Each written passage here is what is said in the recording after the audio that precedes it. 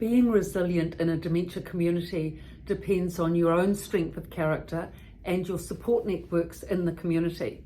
Actually, a lot of the elderly people in dementia communities are very strong people, and they just need that encouragement with focus, concentration, communication, and being encouraged to communicate. But once they have that communication going, they can often build their networks quite well, because they are of the generation who speaks to the neighbour over the fence, who has the neighbourhood, watch over for barbecues on a Sunday, who go to all the sports with the kids, all the school events. So they're used to establishing communities and having networks, and they can transfer this to a well-functioning dementia facility, which I've had the experience of being part of. So to explain that in this video. So firstly, building resilience in the self. So thankfully, with this generation, as I was saying, many are very strong, pioneering stock type people. I mean, in New Zealand, many of these people, say in their 90s, are only four generations away from the pioneers that landed on the shores of New Zealand from England, in the 1850s. So, many of them are off farms, and that's tremendous effort and resilience is needed to, work any farm and make that a success way out in the wop somewhere. And many are also of the dementia residents, school teachers and nurses, the women, of course, mainly women being in a dementia facility. And I find that these people, nurses and teachers, are really resilient characters. I mean, their career has made them strong. It's not easy being, standing up in front of a class of 30 children, every hour, for most of the day, every day of the week. Imagine it. I mean, that's high pressure, and you have to be resilient with the type of all the different sort of children coming through a classroom and all their antics. And then again, nursing. I mean, you have to be on the ball the whole day, and it's, if someone's really unwell or sick or, requires some sort of emergency attendance, that takes a lot of resilience and thinking and quick-wittedness and, lots of skill to be able to deal with those events. So in that regard, I find that their resilience is strong. And also the other reason why nurses and teachers' resilience is strong in a dementia facility, the women, is because they are used to making networks. They're used to networking with their own profession.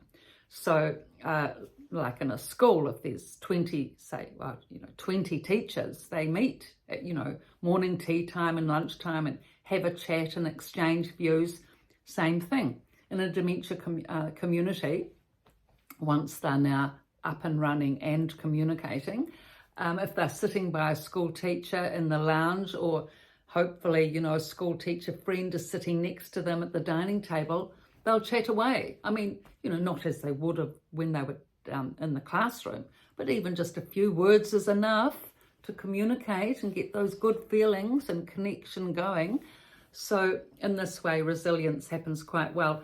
Resilience, building up resilience for the men, that's the hardest thing, really, because they're the minority anyway. Be lucky if in a dementia unit of 30, you'd be lucky to probably have maybe 7 men. Also, they don't seem to connect in with the main group the way that women do. Women connect and chat and gossip and sit by each other and watch the TV all happily, once they've made the friendships, once they are communicating. But men tend to roam around a bit, around the corridors, around the place. They don't just sit and stay in one spot the same as the women do. Some do, but not. Most of them don't. And they don't tend to make friends with each other, male to male, the same that women do. I mean, they're more inclined to, look for the connection from their wife if she's visiting, or a male friend from the past, a good male friend from outside the unit that comes and visits. But to make a male friend inside the unit takes some doing, and that really needs to be concentrated on. And there are ways of doing that and building up the resilience, so that if you've got, for example, a husband who's not connecting in with the other men, and it is important, it's really important that they connect in and make friends, because that's the way that resilience builds, when they have that friendship and networking with the community to be able to support each other in this what can be a very challenging place at times. So to build up the support networks and resilience of your husband, one good way, few ways, but one good way is to bring in the ever favourite batch of sultana scones or date scones, freshly made, with that lovely smell going through the whole unit. Bringing in that with a lovely, red and white, the ceremoniously, everything there, cream and butter and whatever else you need, and laying it out on the table, maybe even a check tablecloth, and then what will happen? And you get the plates and the butter and the scoops, slice up the scones, have it all there, cups of tea already, of course, with your husband, but no doubt others will come as well. So it's good at that point to encourage, especially another male who's maybe another farmer. You can find out from the staff who the farmers are. There's 7 men in New Zealand in a dementia unit. Chances are another one of them's a farmer or a similar profession or job or career or whatever you like to call it.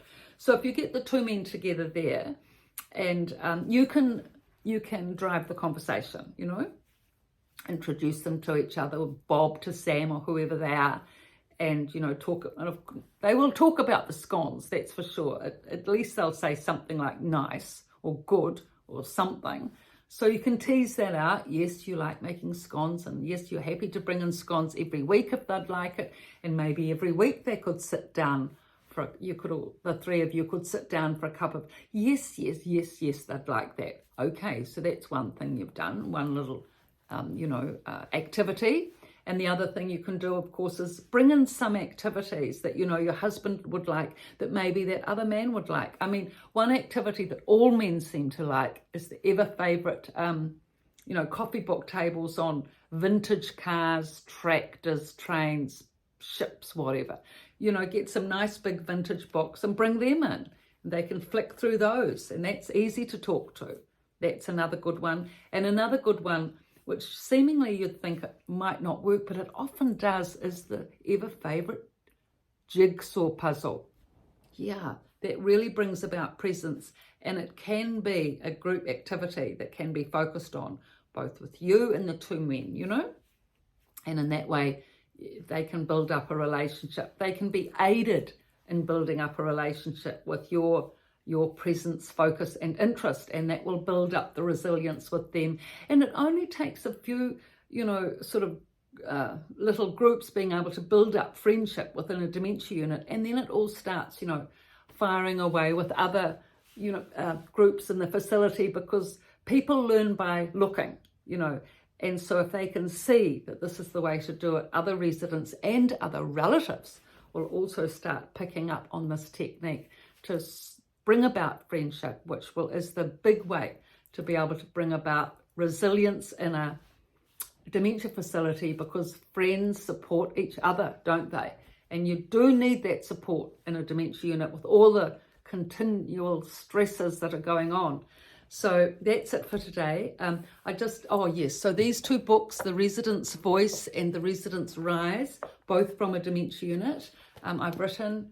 And so under my website, just under description below, www.pietavalentine.com, you can get the books, and there's under reviews,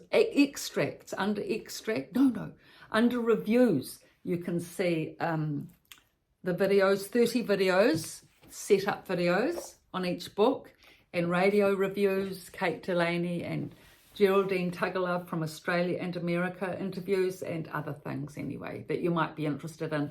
So thank you for your views, your looks and your likes, both on TikTok and YouTube. I really appreciate the support of this fledgling little channel that is getting up and running. Thank you.